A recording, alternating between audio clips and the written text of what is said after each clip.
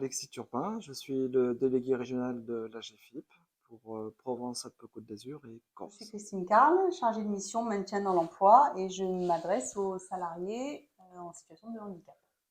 Et donc, Éric Baudin, chargé de mission insertion, Cap Emploi, et ma mission est à la direction des demandeurs d'emploi et des entreprises. Bonjour, je m'appelle Roxane Hamelin, je suis éducatrice spécialisée et je travaille à l'IME de Pertuis. Donc c'est un lieu d'accueil pour les enfants porteurs de handicap. On accueille à Pertuis 16 enfants. On a toute pathologie, c'est-à-dire de la déficience et de l'autisme. Voilà, alors l'AGFIP, son rôle, c'est de développer l'emploi des personnes en situation de handicap. L'AGFIP, ce sont des aides et des prestations, bien sûr. C'est également une offre de conseils et puis d'accompagnement. Nous accompagnons notamment les entreprises. Nous les conseillons pour répondre au mieux à leurs obligations d'emploi. Donc l'AGFIP, c'est l'un de nos commanditaires. Avec l'État, le Pôle emploi, le FIP et Keops, l'AGFIP est signataire de la convention quinquapartite qui définit les règles d'intervention de Cap Emploi. L'AGFIP, c'est aussi le financeur principal des actions et mesures mobilisées par nos services. Alors, ce qui a intéressé l'AGFIP dans ce projet Territoire Zéro Chômeur, c'est que l'un des fondamentaux, c'est vraiment l'adaptation de l'emploi à la situation des personnes. Oui, Et personne, et pas voilà, l'inverse. et pas l'inverse. Et c'est ça qui, pour nous, c'est une vraie logique d'inclusion, là, finalement. Je cherchais en fait un lieu où il n'y aurait pas une production, où on n'empêcherait pas les gens de travailler et où je sais qu'on aurait un accueil bienveillant. Donc j'ai un peu envoyé à toutes les recycleries autour et celle qui m'a répondu, c'est la recyclerie d'Élan, où on a eu un accueil super, puisque tout le monde s'est vraiment adapté à chaque enfant. L'AGFIP peut prendre en charge des surcoûts qui seraient liés à la prise en compte du handicap pour aménager un poste de travail. On parle de surcoût parce on va retirer par exemple des frais liés à un gain de productivité ou si les outils de travail sont partagés avec d'autres salariés par exemple.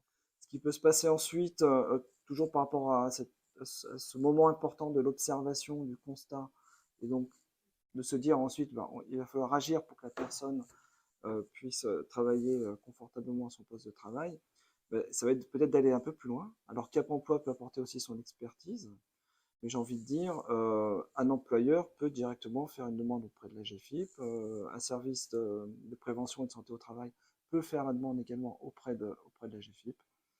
Tout est possible, voilà, ça sera en fonction vraiment de la situation que ça va se produire.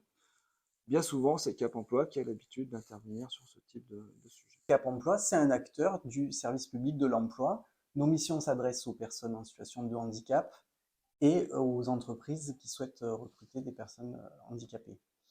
On est sur deux axes de travail, l'insertion professionnelle d'une part à destination des demandeurs d'emploi et des entreprises, et d'autre part, c'est le rôle de Christine sur le maintien dans l'emploi à destination des salariés en risque d'inaptitude. Dans les deux cas, le Cap Emploi est l'expert de la mise en œuvre des solutions de compensation du handicap. Alors, nous, le service maintien, on intervient à la demande des médecins du travail pour réaliser les aménagements de postes de salariés qui sont en restriction d'aptitude, voire en risque d'inaptitude. Notre rôle, c'est de réaliser des études de poste de travail, d'analyser l'activité des personnes, de repérer les situations qui sont contraignantes sur le plan médical et de rechercher des solutions techniques et organisationnelles pour aménager les postes de travail et favoriser le maintien dans l'emploi des salariés en situation de handicap. Donc on organise les essais de matériel qu'on va faire valider au final par les médecins du travail. C'est eux qui valident nos aménagements.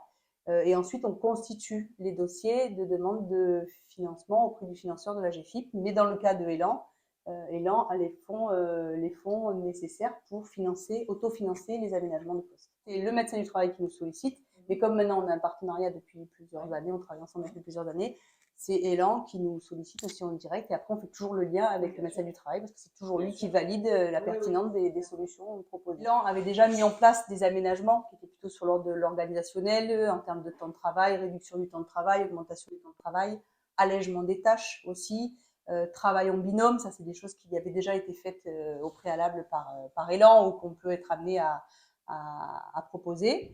Et après, on a effectivement fait des aménagements de postes en proposant dans les ateliers des établis réglables en hauteur pour permettre l'alternance de la station assise et debout, des fauteuils avec du réglage lombaire pour des personnes qui auraient des problèmes de dos. On a trouvé des systèmes d'aide à la manutention et des systèmes, notamment, il y a eu un exosquelette qui avait été mis en place pour une personne voilà, qui avait qui avait besoin d'être assisté au niveau de la taille des oliviers. Sur toutes les situations qu'on a eu à traiter avec Elan Joux, qui a à chaque fois qu'on a eu à préconiser quelque chose et que le médecin du travail aussi a préconisé quelque chose, ça a été mis en place par la direction.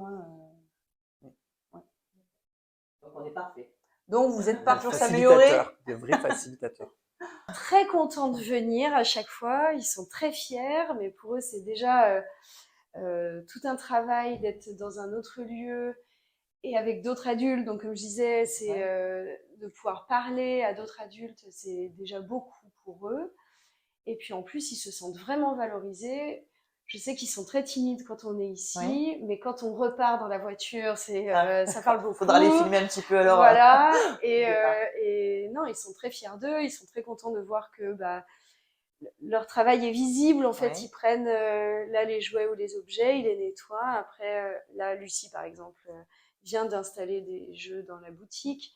Donc, il y a une continuité, comment dire, assez rapide. Elle voit les différentes étapes aussi, visible. parce qu'elle a nettoyé donc les jouets, puis après elle les installe dans la boutique. Elle voit les différentes étapes et ouais, c'est très valorisant pour eux. Ils sont très contents, ils sont toujours contents de venir ici. On est bien, on pourrait rester toute la journée. Ah ben super, ça nous fait plaisir. Merci beaucoup Roxane. Merci.